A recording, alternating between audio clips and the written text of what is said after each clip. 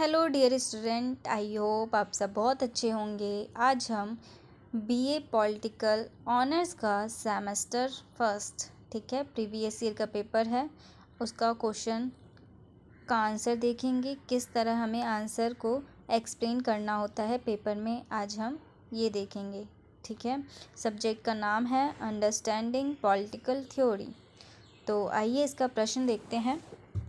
सबसे पहले, क्या आप जानते हैं कि राजनीति की समझ के लिए शक्ति का अध्ययन केंद्र का विषय है? कारण बताइए। जो भी हमें शक्ति मिली होती है राजनीति में, क्या वो केंद्र का विषय है? इसी को हमें एक्सप्लेन करना है, ठीक है। तो सबसे पहले हम परिचय जानते हैं। किसी भी आंसर को जब भी हम लिखते हैं तो सबसे पहले उसका हमें परिचय लिखना होता है, ठीक है। तो सबसे पहले परिचय देखते हैं। राजनीति का अर्थ ही सत्ता, शासन और नीति निर्माण से है और इसमें शक्ति का महत्वपूर्ण स्थान होता है।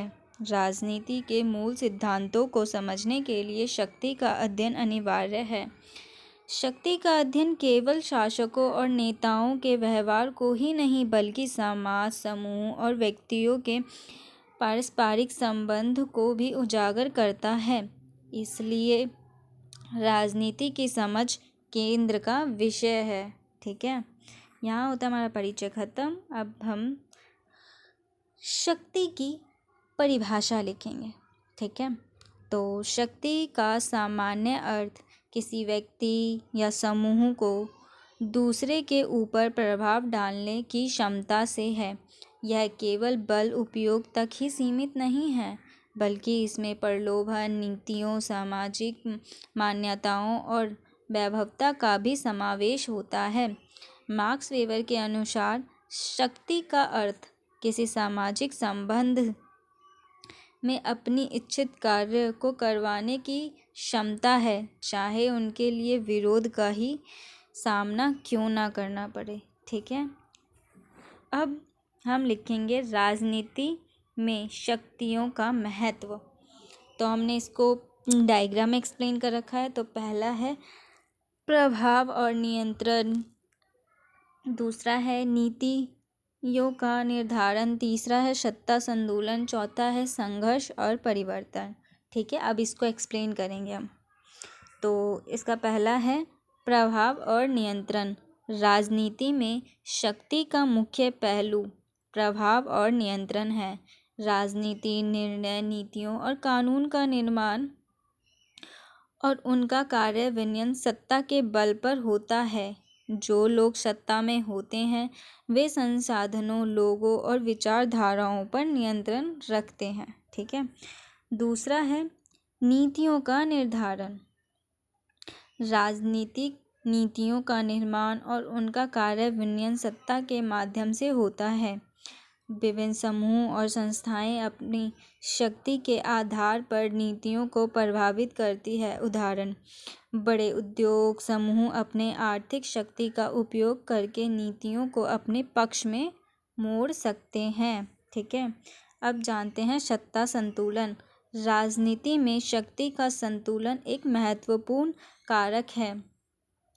विभिन्न राजनीतिक और सामाजिक समूह एक दूसरे के साथ प्रतिस्पर्धा करते हैं और शक्ति संतुलन बनाए रखने का प्रयास करते हैं, और संतुलन एक स्थिर राजनीतिक व्यवस्था बनाए रखने में सहायता होती है। शक्ति संतुलन समाज में शक्तियों की व्यवस्था बनी रहती है। अब इसका लास्ट पॉइंट है संघर्ष और परिवर्तन। राजनीतिक संघर्ष अक्सर शक्तियों के लिए होता है, चाहे वह स्वतंत्रता संग्राम हो, सामाजिक आंदोलन हो या सत्ता परिवर्तन।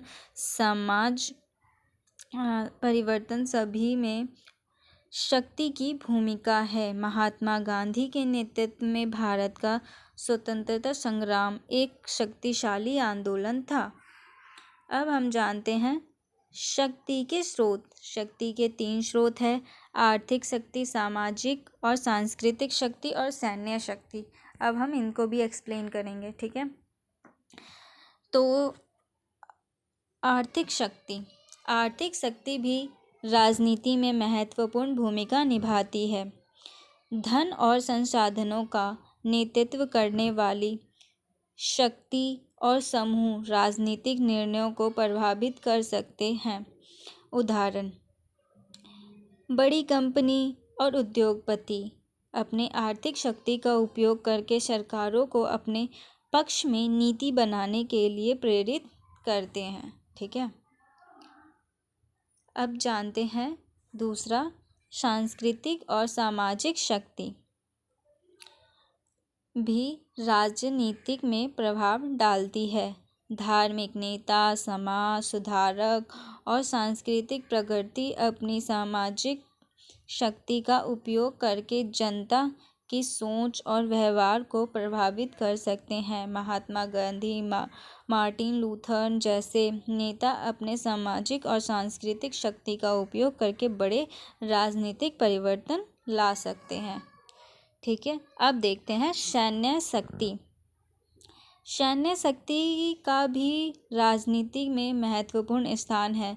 सेना और सैन्य संस्थान अपने शक्ति के माध्यम से सरकारों को समर्थन या चुनौती दे सकती है। सैन्य तख्तापलट और युद्ध राजनीति में सैन्य शक्ति की भूमिका है, ठीक है। अब जानते हैं शक्तियों का प्रभाव क्या होता है, ठीक है। ये भी 2 टाइप के होते हैं, समानता और न्याय, और शासन और प्रशासन, ठीक है। तो पहले देखते हैं समानता और न्याय कि राजनीति में समानता और न्याय कैसे मिलता है। शक्ति के असमान वितरण से समाज में असमानता और अन्याय बढ़ता है, इसलिए शक्ति का संतुलन बनाए रखना महत्वपूर्ण है ताकि समाज में सभी को समान अवसर मिल सके, ठीक है। अब जानते हैं शासन और प्रशासन। शक्ति का उपयोग शासन और प्रशासन की प्रक्रियाओं में मदद करता है। सरकार और प्रशासनिक संस्थाएं शक्ति का उपयोग करके कानूनों और नीतियों का कार्यान्वयन करती है। शक्ति का उपयोग शासन प्रणाली को चलाने में अपनी भूमिका देता है, ठीक है।